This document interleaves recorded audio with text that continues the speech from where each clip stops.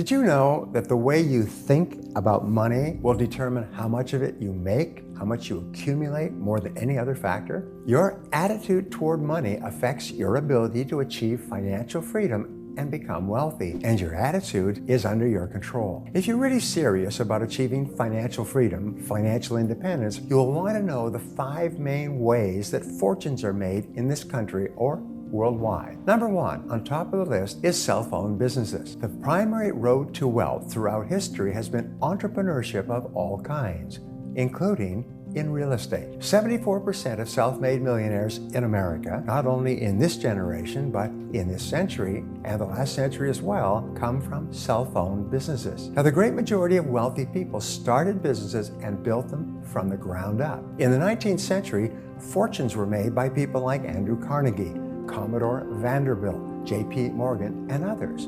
In the 20th century, businesses and fortunes alike have been built by people like Bill Gates, Steve Case, Larry Ellison, Ross Perot, and Sam Walton. Each of these people started with nothing but turned into wealthy people by building their business from scratch. The second major source of self-made millionaires in America is senior executives. 10% of wealthy people and self-made millionaires in America are men and women who have joined large corporations and worked with those corporations for many years. Sometimes they joined a small corporation that was just starting, like Steve Ballmer joining Microsoft, and worked at it for years until the company became a big success.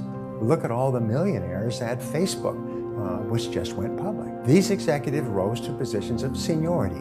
They were paid extremely well. They received stock options and profit sharing and bonuses, and as a result of holding on to the money, they became self-made millionaires and achieved financial freedom. So sometimes you don't have to start your own business, you just have to go to work for a business that's just starting, but which has tremendous potential. The third source of self-made millionaires in America are men and women who became very, very good at what they do, and they rise to the top of their professions. The top 5% in every field, like doctors, lawyers, architects, engineers, earn 5 and 10 and 20 times as much as the average person in that field. Remember the 80-20 rule. The top 20% earn 80% of the money in every field. So if you're in a professional field, your greatest commitment to yourself is to resolve to become very, very good at what you do. The fourth major source of self-made millionaires in America are salespeople and sales consultants. Fully 5% of self-made millionaires are men and women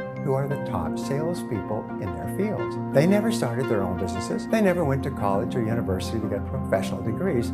They just became very good salespeople for their companies, for their products and services, and as a result, they were paid very good money. The secret was that they then invested the money carefully and held on to it to achieve financial freedom. And so can you. The final source of self-made millionaires, 1%, is made up of all the people in all the other areas. This 1% consists of people who have made their money by inventions, in show business, in sports, through authorship of books and songs, lottery winners, and inheritances. But these wealthy people make up only 1% of the total. Everyone else pretty much had to make it from nothing. The bottom line is that there's so many ways for you to become a self-made millionaire that it's almost impossible for you not to achieve this goal if you're really serious about it and then find out how to do it.